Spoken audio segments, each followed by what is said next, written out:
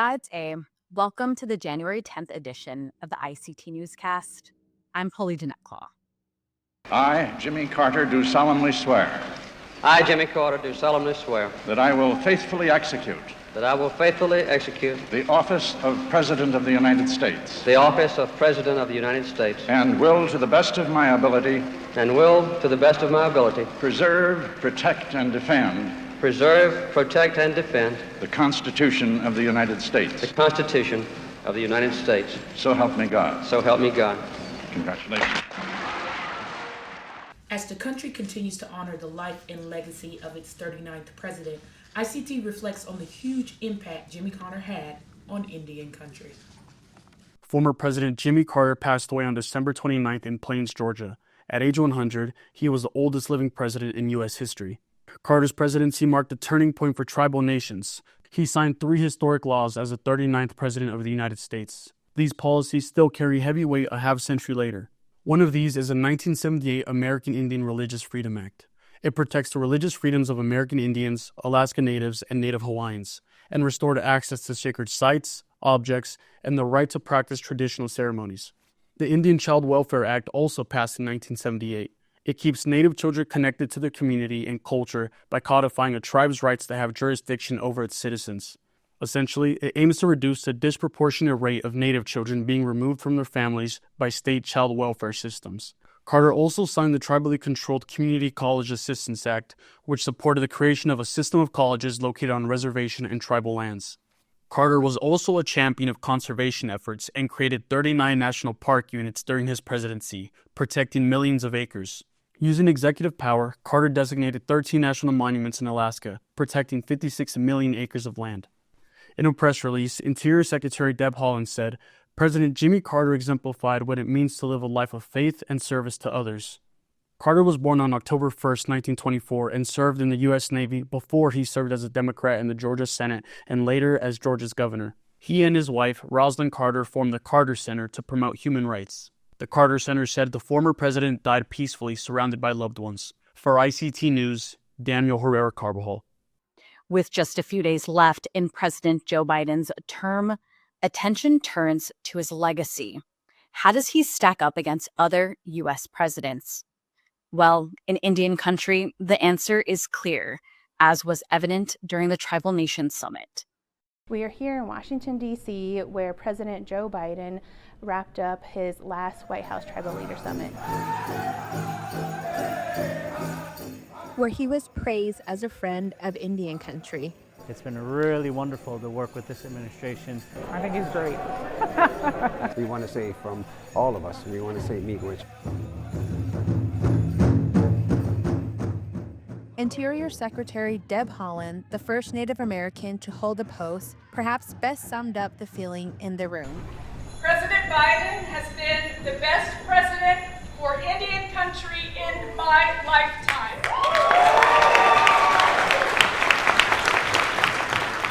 And I felt the best way for us to acknowledge that was with a blanket. This is an 8th generation blanket from a tribally owned business, and I've had it embroidered. It says Joe Biden, champion for Indian country 2021 to 2024.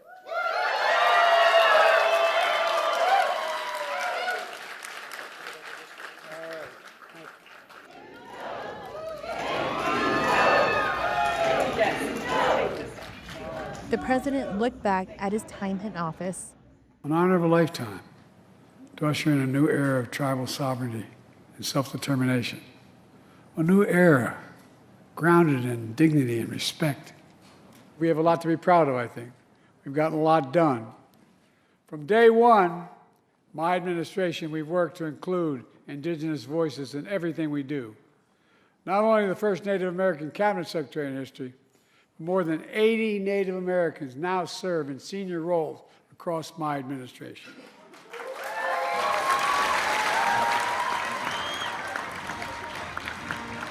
Tribal leaders voiced strong support for the president. One of the things I think about when it comes to President Biden is just his leadership, his advocacy for Indian country in terms of being accessible and all his staff. As you can tell today, we have a summit that's well attended from all tribal nations all across the country. And one of the other things I think about is just the time he gives to meet with us, whether it's his secretaries, his deputy secretaries, the executive orders that he signed, and the dollars that are being allocated out.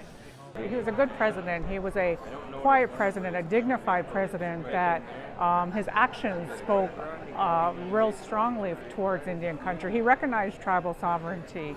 He acknowledged many things, such as the boarding school wrong. He started it out with an apology, and that's the first step in healing. In October, I saw many of you in Arizona. It's a day I'll never forget. On behalf of the American people, I felt it was really important for a President of the United States to stand up and right a wrong. I apologize for the federal Indian boarding school era, a dark chapter that spanned 150 years in which entire generations of Native children were literally stolen from their families and tribes and sent away to boarding school. The president also touched on the historic number of co-management pacts signed between tribes and federal agencies and unprecedented levels of funding targeted to Indian country. And of course, the looks back were twinned with the look forward. We can certainly be proud of the Biden-Harris administration for their work to acknowledge tribal sovereignties. We hope this next administration honors tribal sovereignty and looks to us for some creative solutions for our future generations, because working together is something that's critically important for all of us who reside here in the United States. In Washington, D.C., I'm Jordan Bennett-Begay, ICT. 4 years ago, Deb Haaland, a citizen of Laguna Pueblo, made history when she was selected to lead the U.S. Department of the Interior. We take a look back at her tenure as the first Indigenous cabinet member. Haaland's mother worked for the Bureau of Indian Affairs for 25 years before she retired. The U.S. Department of the Interior oversees the Bureau and is tasked with managing the nation-to-nation relationship between the United States and tribal nations. Before 2021, it had never been led by an Indigenous person. An online campaign and boots-on-the-ground advocacy driven by Indigenous people pushed Deb Haaland's name to the forefront. It was successful. On March 18th, 2021, Deb Haaland took her oath of office. It was a historic moment that was underscored by her traditional regalia. It's challenging to capture in words the significance of seeing, for the first time, an Indigenous person representing her nation's culture become a cabinet member. Knowing that her voice will be heard by one of the most powerful leaders in the world. After Haaland was lovingly dubbed Auntie Deb. Auntie is probably one of my favorite roles, aside from mom, because I am a mom as well. But, when I think about my role here, I'm so grateful that President Biden really, he promised to have a cabinet that looks like America, to have an administration that looks like America, and he followed through on that promise. Haaland has accomplished more for tribal nations and Indigenous communities than any predecessor before her, according to the Center for American Progress. Her list of accomplishments heading the interior is long. Most notable is the Federal Indian Boarding School Initiative that resulted in 2 investigative reports, The Road to Healing, and an oral history project. Last October, President Joe Biden gave an official apology for the assimilation policies of the United States, a first for a president. The boarding school initiative was a very huge undertaking. It's taken us over 3 years to get where we are, completing 2 reports and also doing the Road to Healing. We're also working on an oral history project that will be in place with the Smithsonian Institution. The Interior also manages 250 million acres of public lands. This includes more than 400 national parks and 560 wildlife refuges. Haaland appointed Chuck Sams III, a citizen of Confederated Tribes of the Umatilla, as the National Park Service Director, the first Indigenous person to lead the National Park Service. The department increased the number of co-stewardship agreements from just 20 to over 300. The department also brought an additional 12.5 million acres under federal protection. America the Beautiful initiative was a first of its kind goal to increase access to the outdoors for all Americans, regardless if they're in urban areas. Haaland led the initiative that sought to fight climate change and protect 30% of U.S. lands and water by 2030. Controversially, the Biden administration did approve the Willow Project, an oil and gas project that is projected to release over the next 30 years 239 million metric tons of CO2 into the atmosphere. Haaland, an environmentalist who was against the Willow Project as a member of Congress, didn't sign the order. Instead, then Undersecretary Tommy Boudreau, who grew up in Alaska, signed the order. And so tribes have played a very large role, and quite frankly, I'm incredibly grateful to tribes who have really shared their traditional knowledge with us as we're stewarding the lands across the country. Just because tribes don't, their ancestral homelands aren't within the boundaries of their respective tribal lands, doesn't mean that they don't still have an obligation to care for those lands. So when we first got here, there were 20 co-stewardship agreements. Now we have over 300. I'm very proud of that fact. Looking into the future, Haaland's peers are excited to see where her political career takes her. Speculation has swirled that she is considering running for governor of New Mexico. Right, I said if I wasn't the first Native American woman governor in this country, she's on her way. So she's on her way. We should expect that shortly there will be a Native woman in that role. And for Deb Haaland, I'm excited to see her in leadership wherever she decides to go. But right now, Haaland is only concerned with finishing out her term. And we're so focused on getting as much done as we possibly can. So I'm focused on that. I'm really excited to see how much we can actually get done. In Washington, D.C., Polly Denetclaw for ICT News. An Ojibwe author reflects on her work and the impact that the boarding school era had on her family and culture. Marcy Rendon is a writer of fiction, plays, and poetry. She's probably best known for her murder mysteries. Cash Black Bear is at the center of solving crimes. The novels are set in the 1970s in the Red River Valley.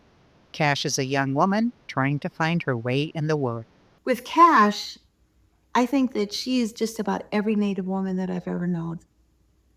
And when you look at in the Native community, it's the Native women who are making things move forward.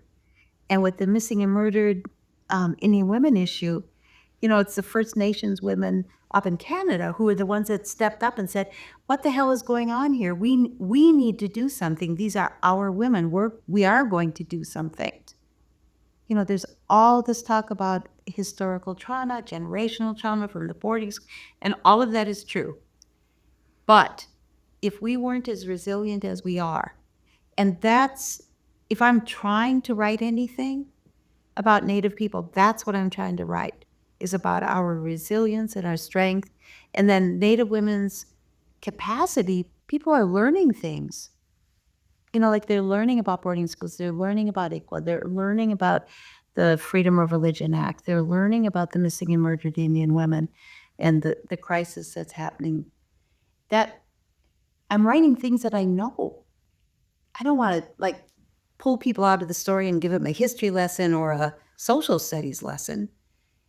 And so that's why all of the books have author's notes at the end so that people can learn further, look things up. Marcy Rendon also writes children's books. With Stitches of Tradition, I literally woke up after being asleep. I had the idea for the story, wrote it, and went back to sleep. And when I woke up in the morning and read it, I thought, well, this isn't bad. So the story's about a grandmother that's sewing ribbon skirts, and the granddaughter grows taller and the grandmother grows shorter. That's like the underlying piece of the story. But the other thing that's in there, her aunt becomes a judge. And so there's a ceremony for her. So it's not just a ribbon skirts. There's like women who are moving forward, doing things in their life that people don't think of us as Native people doing. Like, they don't think we exist. I had somebody ask, how come the grandmother isn't using a treadle sewing machine? I said, because she has electricity. It's like, oh my God. And I don't want to be rude, but come on. I have electricity. But people don't realize that. And I think that with children's books, there's the possibility to say some of this to non-Native people. And it's also giving Native people a picture that they don't otherwise get because everything's so non-Native in the world. She's a lifelong student of the Ojibwe language. Well, when I was little, everybody in the house spoke Ojibwe. And then by the time I came along, people were speaking English. And so that's what I learned was English. And since I've been 18, I've taken Ojibwe lessons. But I think that you have to be immersed in it in order to actually learn it. But I think what's important is continuing to try to learn it. I don't think that we should be shamed for not knowing it because it's not our fault that we don't know it. It was intentionally taken from us. And there can be a lot of shaming that happens in our communities about, oh, you don't know the language, or, we don't. And the best that we can do to get it back, I think, is the best that we can do. And I'm too irreverent, I think, to be considered an elder because there are so many things that I don't necessarily agree with. Like, I'm not sure that I believe in a creator that can't tell if I'm a woman, if I'm wearing a skirt or not. So those kinds of things. Like, I'm just not in that Native elder category. I mean, when I was younger, nobody wore skirts. There wasn't ribbon skirts. I mean, I remember starting to sew ribbon skirts when I came down to the cities, and I saw that people had them, and so it was a way, like I'd sew them and ribbon shirts, but it wasn't something that was around. And then all of a sudden they're there and they're beautiful. They really are. And women look beautiful wearing them, but it's this kind of rigidity that, in my opinion, mimics the rigidities of boarding school when people say, you have to do this, you have to do that, And I honestly don't think that we would have survived as a people if that had been our attitude in life pre-contact. For ICT from the homelands of the Dakota and Ojibwe, I'm Shirley Snavy. Indigenous fashion is making waves everywhere, it seems, including Santa Fe, New Mexico. Two designers talk about their inspiration and the growing popularity of Indigenous fashion. Here's a glimpse from our partners at Quantif Broadcast Corporation. Indigenous fashion is making waves at art markets, tribal fairs, powwows, and other tribal events, including the art market scene around Santa Fe, New Mexico. I brought out my protected collection. That's what I'll be showing today here at the Pole Pathways show. And it's just really to show, our strength, our power as Pueblo people, as Tewa people.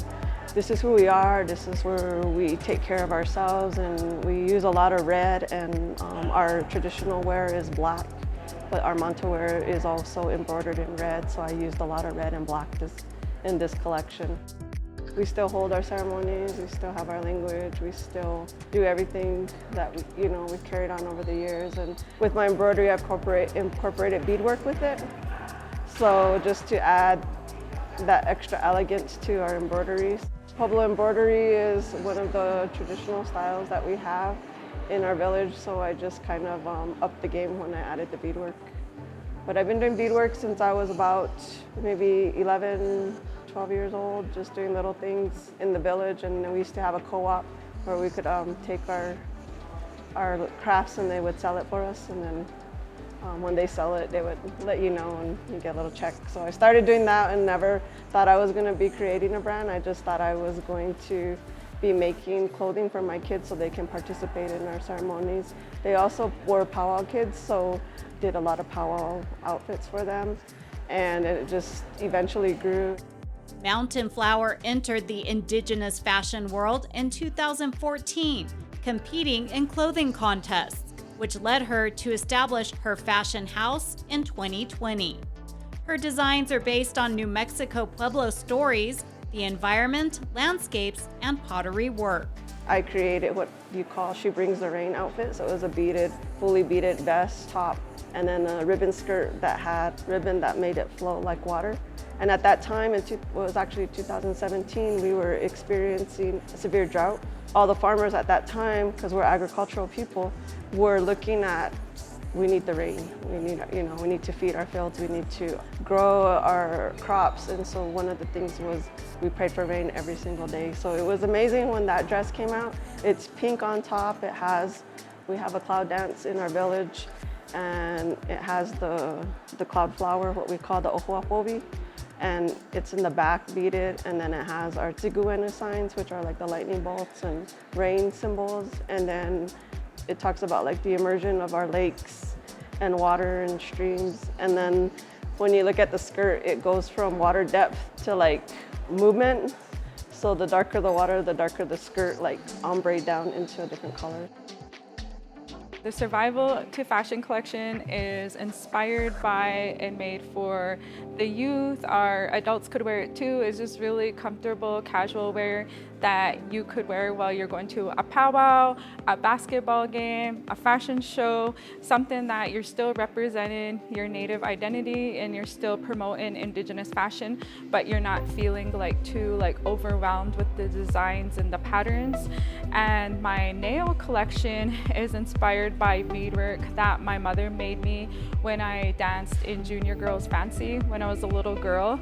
And so I took the pattern, the geometric pattern, and then I just changed it into my color palette, and I just played with the design concept and made my own design. And so nail is the number 4 in my Cree language, and I'm a 4th generation beater and sewer. And so that's what the nail collection represents, is the 4 generations of me beading and sewing and now being an Indigenous fashion designer to represent my family legacy. Jarvie, who's from Montana, mixes her traditional heritage in her designs. She has 3 clothing lines: ready to wear, upcycled, one-of-a-kind pieces, and Indigenous luxury. My inspiration for my designs, it comes from my heritage, from my culture, and also too the geometrics comes from my Cree culture. Being a Cree woman, we use a lot of geometric designs. And then also too, I love neons. So I'm one of the only Native American Indigenous designers that has a full neon palette. So I love vibrant, colorful neon colors. And so that, I just always loved neons. And so it wasn't really specific from one thing where I got the inspo from, but I always include neons in my designs. And then I just mix my culture with contemporary and make it my own.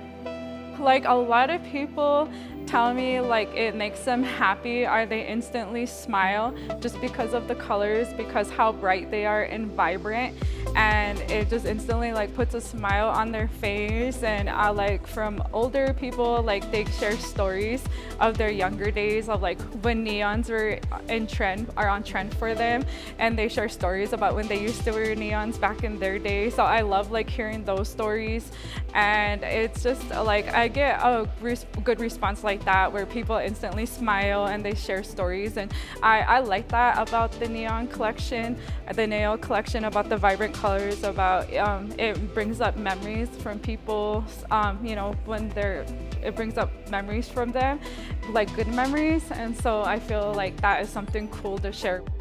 Indigenous fashion means a lot to me. Like, I live and I strive for Indigenous fashion, and that's why I'm here. Lately at my fashion shows, I've been saying I'm here for Indigenous fashion. This is my 12th Indigenous fashion show this year alone, and I love it. The whole industry, from the models to the makeup artists to the videographers, just everybody, everything it entails to put on an Indigenous fashion show. And it's growing, and I can't wait to see it in the future. It's still, to me, it's still brand new yet. It still has like a lot of room for us to grow and to expand, and it's only getting more exciting and more great for our people. Well, I think it's just having that ability to make that statement of who we are and being proud of who we are, and sharing that with everybody. It has meaning. It's just not something that we put on. We always have a story, a backstory. We always have, a way of teaching of the people that we are, and where we come from. And that's a slice of our Indigenous world. For the latest, visit ictnews.org. And from all of us in the newsroom, stay safe, my relatives.